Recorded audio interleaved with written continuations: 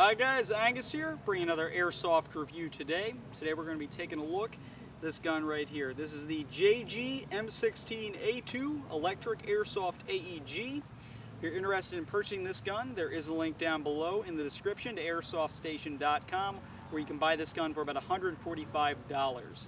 Now I'm going to be doing this review a little bit different than my normal reviews on this channel. I only have this for a rather small period of time, just checking it out for a fellow airsoft player. And therefore we're just going to be doing pretty much a basic overview right here in the field of the gun. Now, getting right into the review, the quality of the gun, it's decent. It's a JG. These are more made for beginner and intermediate players. So not going to be the best gun in the world, but it is decent out of the box. If you're on a budget, just get that new gun. It's a cool gun to get. It is mainly a plastic construction. Your stock is plastic. Your upper and lower receiver, those are plastic. Your attached carrying handle, this is plastic. Handguard is plastic. Orange tip is plastic. Underneath the orange tip, however, there is a standard 14mm counterclockwise thread. And your pistol grip is plastic here as well. Metal pieces on the gun.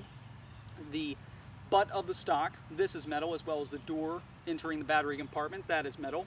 The included magazine will be metal. This is not the included magazine. This is just an M4 magazine that the player had. Your rear sight, this is metal.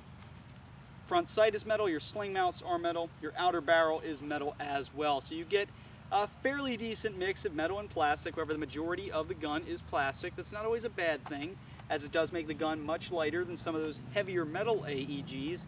Also don't have to worry about as much rust. However, you do need to take into consideration it's not as durable. If you were to drop it, it would probably crack the receiver. And really, external construction, it is decent. Internals, you do have the metal gearbox, metal gears.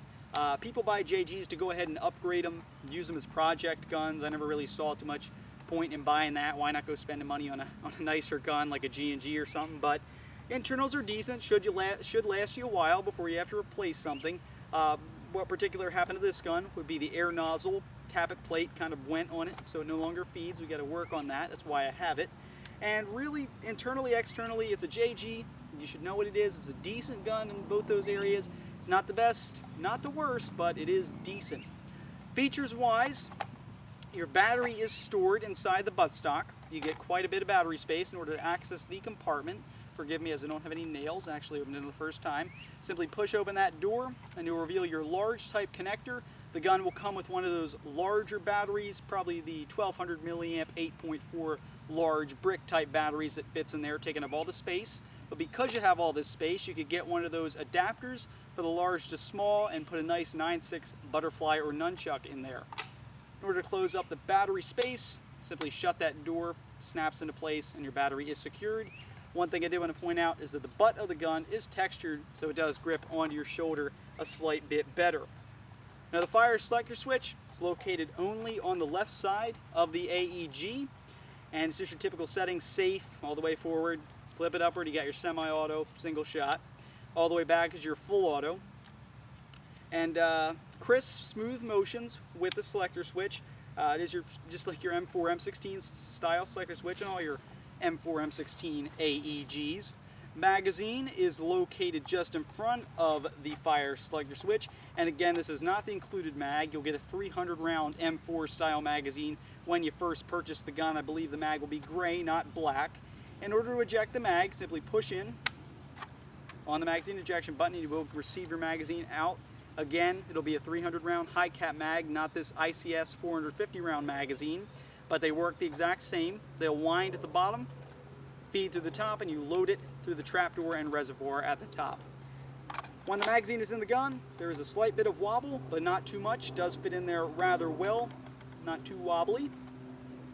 This gun does have the attached carrying handle, so if you wanted to mount an optic on here, you would have to buy that carry handle scope mount.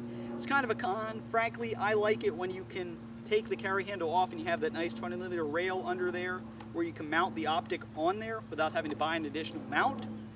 However, in this case, carry handle is attached as on the M16A2. Your iron sight, rear sight, as I say, is built into the carry handle. This is one of the metal pieces on the gun. It does have two apertures, the pinhole aperture, as well as the open hole aperture. I'm sorry, I'm not going to zoom in on anything. You should roughly get the gist, as this is an overview. The sight is adjustable for windage and elevation by turning one of the two gears, the side gear for windage and the bottom gear for elevation.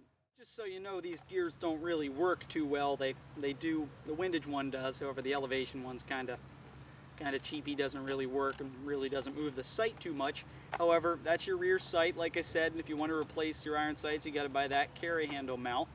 Front sight, which is what the rear sight is meant to line up with, is your standard triangle sight. You got your front sight post there, which you aim down your sights, take aim and fire. If you want an accurate shot, you do want to make sure your hop-up is adjusted. In order to access your hop-up, pull back your charging handle, and your hop-up is revealed. These JG stock hop-ups, they're alright, but I would recommend you put some upgrades if you want to keep this gun. So, really, that's the JG M16A2, just a brief overview of the gun. There's really not much I can say, as I only have it for a short period of time, really just talking about the features, a little bit about the externals, and a little bit about the internals. But overall, these are decent guns. I tend to like JGs because, well, they're alright out of the box in the long run. They'll probably clink out on you, but otherwise they're a decent gun if you're on a budget, just beginning.